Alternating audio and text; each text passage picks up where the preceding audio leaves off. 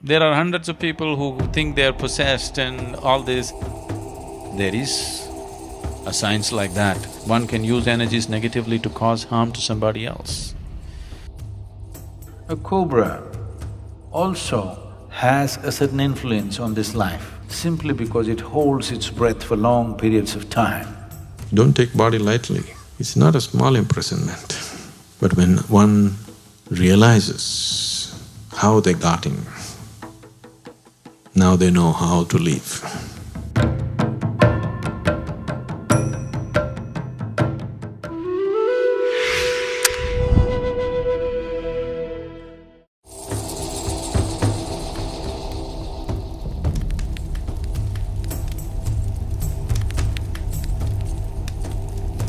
This disembodied life has no discriminatory mind. It will tend to go by its tendencies. Whatever karmic substance which is still not dissolved, which will form a certain type of tendency, will drive it in certain directions. Certain directions means wherever there is life, and the life is of such a nature that it breeds minimally. For example, a tamarind tree. If you go and watch the other trees, you will see a lot of birds will be sitting for the night's rest. No bird will settle down on a tamarind tree because the level of oxygen around a tamarind tree is extremely low. It may also move in the direction of a yogi who has a certain mastery over his breath because he is not breathing as much as others are breathing. A cobra also has a certain influence on this life simply because it holds its breath for long periods of time.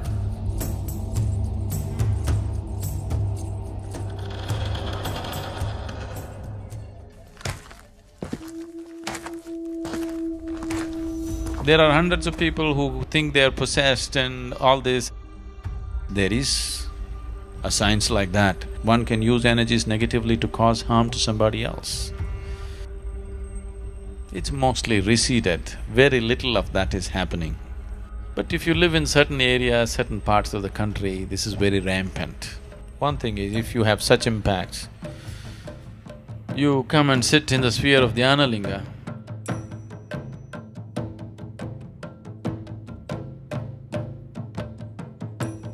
because there are occult dimensions to Dhyanalinga which just nullifies all this. One Paurnami or Amavasya when things are more receptive for you, just one day, just sit there and go, that's all. It gets taken care of.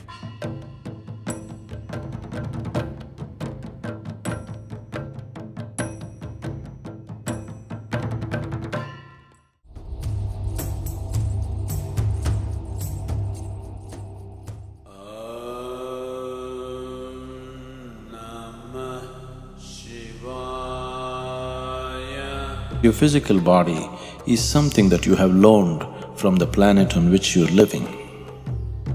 When the time comes, the planet will claim it back. But the other dimensions of you, especially the karmic shell, continues to play.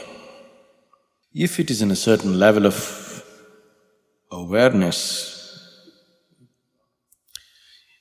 the disembodied being is in a certain state of pleasantness. It is this that is being referred to as heaven, because they have left their physical body in a certain state of awareness. They enjoy the sweetness at a certain period of time. A holiday, a vacation, before you take on another physical body. Similarly, if people live in certain states of fear, anxiety, anger, in certain states of ignorance, the karmic shell has acquired a certain kinds of unpleasantness about itself. This unpleasantness is what we refer to as hell.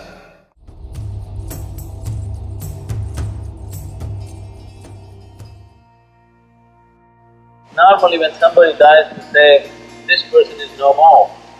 But that's not the truth. He's no more the way you experience him, but he still is in any other way. Don't take body lightly. It's not a small imprisonment. Unless you break it open, you can't leave it, isn't it? But when one realizes how they got in, now they know how to leave. If a person consciously sheds the body without damaging the body in any way, like you shed your clothes, you shed your body fully consciously, then we say this is Mahasamadhi. When a person lives like this, that's the end. Truly no more. Once again, whatever you called as myself has just dissolved and become a part of the cosmos. Full circle.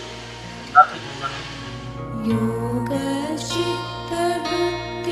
निरोध तदा द्रष्टुः स्वरूपे अवस्थानम्।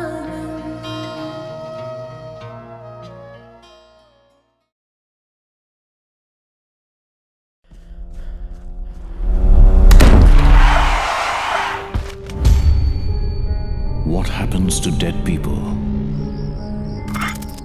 Do they become ghosts? Do they haunt houses? Do they possess you? Sadhguru demystifies the dead. When a person dies and his information is not done, his prarabdha is not done, then life is still vibrant, but body is gone. Whatever karmic substance which is still not dissolved, which will form a certain type of tendency, will drive it in certain directions. There are many aspects to it. If I say these things, you will start imagining things tonight. Watch Disembodied Beings, a 6-part series only on Sadhguru Exclusive.